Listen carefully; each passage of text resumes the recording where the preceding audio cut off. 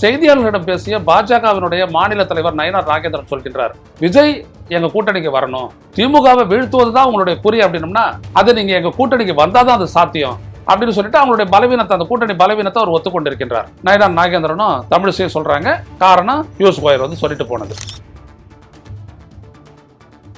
விஜயனுடைய அரசியல் நோக்கம் திராவிட முன்னேற்ற கழக கூட்டணிக்கு செல்லக்கூடிய சிறுபான்மை ஓட்டுகளை பிரிப்பது, தலித் வாக்குகளை பிரிப்பது. புதுவையில பேசும்போது சொல்றாரு, எந்த ஒன்றிய அரசு தமிழ்நாட்டை வஞ்சிக்கிறதோ அதே ஒன்றிய அரசு தான் புதுவையையும் வஞ்சிக்கிறது அப்படி சொன்னவரு, அடுத்த ஒரு வார காலத்துல ஈரோட்ல வந்து பேசும்போது கடத்தல் இல்லாதவங்களை பத்தி நான் ஏன் பாஸ் எதுக்கு பேசுறேன் பாச அப்படின்ட்டு பரட்டுறாரு. மதுரையில் மிகப்பெரிய ஒரு ஆர்ப்பாட்டத்தை நடத்திய விடுதலை சிறுத்தைகள் கட்சியினுடைய தலைவர் திருமாவளவன் பட்டவர்த்தனமா உடைச்சார். தம்பி விஜயன் தம்பி சீமானும் பாஜக பெற்றெடுத்த பிள்ளைகள் அப்படின்னு சொன்னார். பாஜக எதிர்ப்பேன் காங்கிரஸ் எதிர்ப்பான்னு சொன்ன நீங்க காங்கிரஸ் எதிர்ப்பில் விஜய் உறுதியாக இருக்கிறாரா என்ற கேள்வி எழுப்புற சீமான் பாஜக எதிர்ப்புல ஏன் நீங்க உறுதியா இல்ல? விஜய்ன்றது ஒரு மாற்று எதுவுமே கிடையாது. விஜய்ன்றது ஒரு எஜெண்டா. உடல் வலிமையை உறுதி செய்யும் சிலாஜித், கவனத்தை மேம்படுத்தும் அஸ்வகந்தா மற்றும் உயிர் சக்தியை பெருக செய்யும் சஃபேடு முஸ்லி போன்ற இமயமலையின் உணவுப் பொருட்களை கொண்டு வந்து மிஸ்டர் பர்ஃபெக்ட் உருவாக்கப்பட்டுள்ளது. உங்கள் முழு குடும்பத்தின் ஆரோக்கியத்தை மா நேச்சுரல்ஸ் மூலம் உறுதி செய்திருங்கள். 100% இயற்கையான மூலிகை பொருட்கள் மூலம் உருவாக்கப்பட்ட மிஸ்டர் பர்ஃபெக்ட் மற்றும் மிஸ் பர்ஃபெக்ட் தலைமுறை தலைமுறையாக குடும்பங்களின் உடல் வலிமை, மன வலிமை மற்றும் மகிழ்ச்சியை பெருக செய்கிறது. உங்கள் மகிழ்ச்சியான பயணத்தை துவங்க www.mannaturals.com என்ற இணையதளத்தை பார்வையிடவும் அல்லது வாட்ஸ்அப் எண்ணிலும் தொடர்பு கொள்ளலாம்.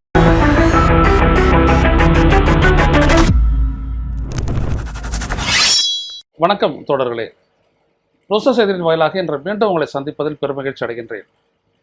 நேற்றைக்கு சென்னைக்கு வந்தார்கள் பாரதிய ஜனதா கட்சியினுடைய மேலிட பார்வையாளர்களாக அமித்ஷாவால் அனுப்பப்பட்ட இந்திய ஒன்றிய அமைச்சர்கள் பியூஷ் கோயல், ராம் மேக்வால் ஆகிய இருவரும். அவர்களோடு தமிழ்நாட்டைச் சேர்ந்த இந்திய ஒன்றிய இணையமைச்சர் முருகனும் வந்திருந்தார். அவர்கள் நேற்று பாரதிய ஜனதா கட்சி முதலில், அதாவது கூட்டணி குறித்து, தொகுதி பங்கீடு குறித்து பேச்சுவார்த்தை நடத்த அஇஅதிமுக பொதுச் செயலர் எடப்பாடி பழனிசாமி அவர்களை சந்திக்க போகும் முன் இங்கே கமலாலயத்தில் பாஜக தலைமை அலுவலகத்தில் பாஜகவினுடைய நிர்வாகிகள் கூட்டத்தில், தலைமை நிர்வாகிகள் கூட்டத்தில் கலந்து கொண்டு பேசிவிட்டு சென்றார்கள். அந்த பேச்சின் போது திரு பியூஷ் கோயல் அவர்கள் பாரதிய ஜனதாவுடைய நிர்வாகிகளை பார்த்து அவர் சொல்லியிருக்கின்றார், விஜயை தாக்கி பேச வேண்டாம், விமர்சித்து பேச வேண்டாம். ஏனென்றால் விஜய் திமுகவுக்கு போக இருக்கின்ற சிறுபான்மையினர் ஓட்டுகளை கணிசமாக பிரிப்பார். அது அவர் நம்மளுடைய கூட்டணிக்கு வரலன்னாலும் கூட அவருடைய தனித்த செயல்பாடு, அவருடைய கட்சியினுடைய செயல்பாடு, இருப்பு தேர்தலில் நமக்கு சாதகமான ஒரு விளைவை ஏற்படுத்தும் என்று அவர் கூறியதாக செய்திகள் பரவின. இதை மட்டுமே வைத்து பேசவில்லை. இந்த சந்திப்பிற்கு பிறகு, இவ்வாறு சொல்லிவிட்டதற்கு பிறகு நேற்றைய தினம் செய்தியாளர்களிடம் பேசிய பாஜகவினுடைய மாநில தலைவர் நயினார் நாகேந்திரன் சொல்கின்றார், விஜய் எங்க கூட்டணிக்கு வரணும், திமுகவை வீழ்த்துவதுதான் உங்களுடைய குறி அப்படின்னம்னா அது நீங்க எங்க கூட்டணிக்கு வந்தாதான் அது சாத்தியம் அப்படின்னு சொல்லிட்டு அவங்களுடைய பலவீனத்தை, அந்த கூட்டணி பலவீனத்தை அவர் ஒத்துக்கொண்டிருக்கின்றார். இன்னொரு பக்கத்தில் பாஜகவினுடைய தமிழ்நாட்டினுடைய முன்னாள் தலைவர் தமிழிசை சவுந்தரராஜன் என்ன சொல்லியிருக்காங்கன்னா அதே தான் சொல்லியிருக்காரு.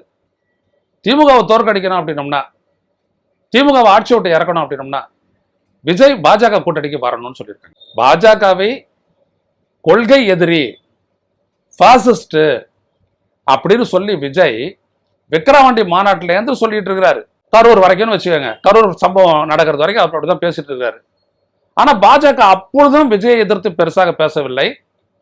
இப்பொழுது சில நாட்களை பார்த்தீங்க அப்படின்னம்னா விஜய் பற்றி அண்ணாமலை வந்துட்டு ரொம்ப காரசாரமா, அதுவும் சீமான் துணில அப்படிலாம் பேசினாரு. ஆனா வேற யாருமே பேசல. ஆனா நேற்று அப்படியே கதை மாறுது, விஜய் வரணும், வந்தாதான் திமுக வீழ்த்த முடியும் அப்படின்ற அளவுக்கு போய் நயினார் நாகேந்திரனும் தமிழிசையும் சொல்றாங்க. காரணம் பியூஷ் கோயல் வந்து சொல்லிட்டு போனது. அப்போ திருப்பரங்குன்ற விடயத்தில் நீ அந்தாண்டே சொல்லு, நீ நடுவில் நிற்கிற அப்படின்னு சொல்லிட்டு சீமான் பாண்டியில தான் அண்ணாமலை வந்துட்டு விஜய் விமர்சனம் பண்ணாரு. ஆனா அதுக்கு விஜய் கிட்ட எந்த பதிலும் இல்லை. அவர் என்ன பண்ணாரு, விஜய் ஈரோட்டில் நடந்த அந்த பொதுக்கூட்டத்துல பேசும்போது களத்துல இல்லாதவங்களெல்லாம் பத்தி, களத்துல தொடர்பற்றவங்களை பத்தி எதுக்கு பேசணும் பாச அப்படின்னு சொல்லிட்டு அவர் எஸ்கேப் போயிட்டாரு. களத்துல இல்லாதவர்கள், அதாவது அதிமுக, களத்தோடு தொடர்பற்றவர்கள், அதாவது பாஜக, இவங்களெல்லாம் எதுக்கு பாச பேசணும், எதிரி திமுக தான் அப்படின்னு சொல்லிட்டு அவரு ஊசி கீசி மொழிகிட்டு அவர் போயிட்டாரு. ஆக நோக்கம் என்ன? விஜயனுடைய அரசியல் நோக்கம் என்ன? அதுதான் இதுல இருந்து வெளிப்படுது. அதுதான் நான் சொல்ல வரேன். விஜயனுடைய அரசியல் நோக்கம் திராவிட முன்னேற்ற கழக கூட்டணிக்கு செல்லக்கூடிய சிறுபான்மை ஓட்டுகளை பிரிப்பது. அதே போல இன்னொன்னு என்னன்னா தலித் வாக்குகளை பிரிப்பது. இதை முதல்ல விஜய் சொல்லி அவருடைய ஆலோசகராக இருக்கக்கூடிய ஜான் ஆரோக்கியசாமி நான் சந்திச்சு பேசுற போது, நாங்க 2 பேரும் சந்திச்சு பேசுற போது சென்னையில் இருக்கக்கூடிய ஹோட்டல்ல சந்திச்சு பேசணும். அப்ப பேசும்போது பாத்தீங்கன்னா அவர் இதுதான் சொன்னாரு, தமிழ்நாட்டினுடைய அரசியல் வெற்றி தோல்வியை தீர்மானிக்கிறது டிசிஎம் தாங்க அப்படின்னாரு என்கிட்ட. டிசிஎம்னா தலித் கிறிஸ்டியன் முஸ்லிம்ஸ். இவங்களை விஜய் இழுத்துட்டாரு அப்படின்னோம்னா நாம இழுத்துட்டோம் அப்படின்னோம்னா திமுக காலி. சரிங்க, பிசி இருக்கிறாங்களா ஓபிசி இருக்கிறாங்களா, அவங்க தானே 50% மேல, அவங்க என்ன பண்ணுவாங்கன்னா அதெல்லாம் ஒன்றும் ஆகாதுங்க, இவங்களை பிரிச்சிட்டோம்னா போதும் அந்த கூட்டணி விழுந்துடும். சரி, நீங்க ஜெயிக்கணுமே, இது மட்டும் தான் ஜெயிப்பீங்களா? இவங்க இவங்களை இழுத்துட்டோம்னா அவங்க தோத்துருவாங்க, ஆனா இதை மட்டும் வச்சு நீங்க ஜெயிச்சிருவீங்களா அப்படின்னு அதுக்கு பதில் சொல்ல தெரியல அவருக்கு. அப்பதான் சொன்ன சரி அது உங்க அரசியல் அப்படின்னு சொல்லிட்டு நான் பேசாத விட்டுட்டேன். ஆனா போகிற போக்கு விஜயனுடைய செயல்பாடு எல்லாமே பாத்தீங்க அப்படின்னோம்னா விஜய்க்கு கொள்கை எதிரின்னு சொல்லக்கூடிய விஜய் கரூர் சம்பவத்துல சிக்கிட்டாருன்னு தெரிஞ்சிட்ட உடனே ஆட்சி அதிகாரத்தில் இருக்கிறவங்க விஜயை அதை வச்சு பழி வாங்கணும்னு நினைக்கல. கொள்கை எதிரியாச்சே, பழி வாங்கிடணும்னு நினைக்கல, காப்பாற்ற நினைக்கிறாங்க. காப்பாத்துறதும் பண்ணாங்க. அவங்களுக்காக வாதிட்டவர்கள், விஜய்க்காக வாதிட்டவர்கள் உச்ச நீதிமன்றத்தில் RSS சார்புடைய வழக்கறிஞர்கள், சார்புடைய என்ன அந்த அஃபிலியேஷன் உள்ளவங்க தான் வாதிட்டாங்க. சோ இப்ப என்ன சொல்றாரு விஜய், அவங்கள பத்தி நான் பேச மாட்டேன். புதுவையில பேசும்போது சொல்றாரு, எந்த ஒன்றிய அரசு தமிழ்நாட்டை வஞ்சிக்கிறதோ அதே ஒன்றிய அரசு தான் புதுவையையும் வஞ்சிக்கிறது அப்படின்னு சொன்னவரு, அடுத்த ஒரு வார காலத்துல ஈரோட்ல பேசும்போது கடத்துல இல்லாதவங்களை பத்தி நான் ஏன் பாஸ் எதுக்கு பேசுறேன் பாச அப்படின்ட்டு பெறட்டுறாரு. விஜய் சொல்றதெல்லாம் தமிழ்நாட்டு மக்கள் கேட்டுக்குவாங்க, அவங்களுக்கு யோசனையே. அவருடைய ரசிகர்களை பத்தி அவர் எடுத்துக்கலாம், டேக் இட் ஃபார் கிராண்டட். என் ரசிகர்கள் நான் சொன்னதான் சொல்லுவாங்க, நான் நினைச்சதான் நினைப்பாங்க அப்படின்னு நினைக்கலாம். ஆனா அவர்களும் சிந்திப்பாங்க அப்படின்றதுதான் கரூர் சம்பவத்துக்கு பிறகு அவரே எதிர்த்த ரசிகர்கள் பலரும் கருத்து போட்டது, வெளியிட்டது எல்லாமே. இவர் நினைக்கிறாரு விஜய் ஒரு மயக்கத்துல இருக்காரு, அதே மாதிரி தமிழ்நாட்டு மக்கள் நினைப்பாங்கன்னு இவரு நினைக்கிறாரு. ஆக விஜய் இறக்கி விடப்பட்டதனுடைய அரசியல் உள்நோக்கத்தை நேத்து பியூஷ் கோயல் சொன்னார். ஆனா இத முந்தா நாளே திருப்பரங்குன்றம் தொடர்பா மதவாத சக்திகளினுடைய இந்த சதியை முறியடிப்போம்ன்ற பேர்ல மதுரையில் மிகப்பெரிய ஒரு ஆர்ப்பாட்டத்தை நடத்திய விடுதலை சிறுத்தைகள் கட்சியினுடைய தலைவர் திருமாவளவன் பட்டவர்த்தனமா உடைச்சாரு. விஜயும் தம்பி சீமானும் பாஜக பெற்றெடுத்த பிள்ளைகள் அப்படின்னு சொன்னாரு. ரொம்ப தெளிவா சொன்னாரு, ரொம்ப காரமானது, அது ரொம்ப கடுமையா பேசிவிட்டார் அப்படிலாம் கூட சொன்னாங்க. ஆனா அவர் ரொம்ப தெளிவா சொல்றாரு, இந்த இடத்துல கருத்து சொல்லாது இருக்கிறதும், பாஜகவை பத்தியே எதிர்த்து எந்த கருத்தையும் பதிவிடாது இருக்கிறதையும், ஒன்றிய அரசு தமிழ்நாட்டுக்கு பண்ற வஞ்சனையை கண்டுக்காது இருப்பதும் தான் இதுக்கெல்லாம் முத்திரைகள் அப்படின்னு சொல்லிட்டு அவர் ரொம்ப அழகா சொன்னார். அரசியலை பொறுத்த வரைக்கும் திருமாவளவன் அவர்கள், அதுதான் நேற்று நிரூபணமாகுது. அதே மாதிரி சீமான் அவர் சொல்றாரு, நான் பாரதியாரை பத்தி தானே பேசினேன் அந்த விஜில் மீட்டிங்ல, அங்க போயிட்டு பாரதியாரை பத்தி பேசுறது உங்களுக்கு என்ன வேலை? சீமான் எங்க பேசினாலும் 5000-10,000 பேர் கூடுவாங்க, நீங்க மக்கள் கிட்ட பேசிட்டு போக வேண்டியதானங்க பாரதியாரை பத்தி, அவருடைய பெருமைகளை. அவங்க கூப்பிட்டாங்க, அது பேசுறதுக்கு நான் போனேன், அது அவங்களுடைய கொள்கைக்கு அடிமையாயிட்டது அர்த்தம் இல்லைன்னு நீங்க சொல்றீங்களே. அதே விஜில் உங்களை கூப்பிட்டு நீங்க பெரிதும் போட்டிருக்கின்ற பாரதிதாசரை பத்தி பேச விடுவாங்களா? இந்த சிந்தனை உங்களுக்கு வந்திருக்கா இல்லையா? எனக்கு வருது, உங்களுக்கு வரலையா? அது அப்ப திருமாவளவன் சொல்றது கரெக்ட் தானே? உங்களுக்கெல்லாம் அந்த பக்கம் சாய்வு அது இருக்கு. பாஜகவை ஒரு மென்மையா பார்க்கக்கூடிய பார்வை உங்களுக்கு ஏன் இருக்கு? இதான் கேள்வி. திமுகவை எதிர்ப்பேன், அதிமுகவை எதிர்ப்பேன், பாஜகவை எதிர்ப்பேன், காங்கிரஸ் எதிர்ப்பேன்னு சொன்ன நீங்க காங்கிரஸ் எதிர்ப்பில் விஜய் உறுதியாக இருக்கிறாரா என்ற கேள்வி எழுப்புற சீமான், பாஜக எதிர்ப்புல ஏன் நீங்க உறுதியா இல்ல? அந்த மூல சக்தியான RSS பின்னணியோட நடக்கக்கூடிய அந்த விஜய் கூட்டத்துல நீங்க கலந்துகிட்டு பேசுறதுனுடைய அர்த்தம் என்ன? என்ன பலனை நீங்க எதிர்பார்த்தாங்க போனீங்க? அப்போ தமிழ்நாட்டு அரசியல் இறக்கி விடப்பட்ட சக்திகள் எந்த கோணத்துல வேலை செய்யறாங்கன்றத புரிஞ்சுக்கங்க. முதல்ல விஜய் புரிய வச்சது யார் அப்படின்னா திருமாவளவனை கொண்டு வரணும் அப்படின்றது, அது நடக்கல. ஆதவர்ஜனா உள்ள போந்து அந்த வேலையை தான் செஞ்சாரு அவரு. அங்க அம்பேத்கருடைய புகழெல்லாம் இவரை வச்சுட்டு பாடினாரு. நானே அந்த ஒரு கூட்டத்தில் இருந்தேன். ஆனா ஏமர்றாளா திருமாவளவன் தெரியாதா அவருக்கு? அவரே சொல்ற மாதிரி 35 ஆண்டு கால அரசியல் எல்லாத்தையும் பார்த்துட்டு வந்திருக்கிறாரு. அவரு ஏமாறல, வழிக்கு கொண்டு வர முடியல, அதிமுக கூட்டணிக்கு தள்ள பார்த்தாரு, அதுவும் நடக்கல. அவர் ரொம்ப உறுதியா இருக்கிறார், தமிழ்நாட்டில் மதவாத சக்தியா நான் கால் ஒன்றை விட மாட்டேன். அதுதான் அவருடைய அரசியல் கூட்டணி எல்லாவற்றுக்குமான அடிப்படை நியாயம்.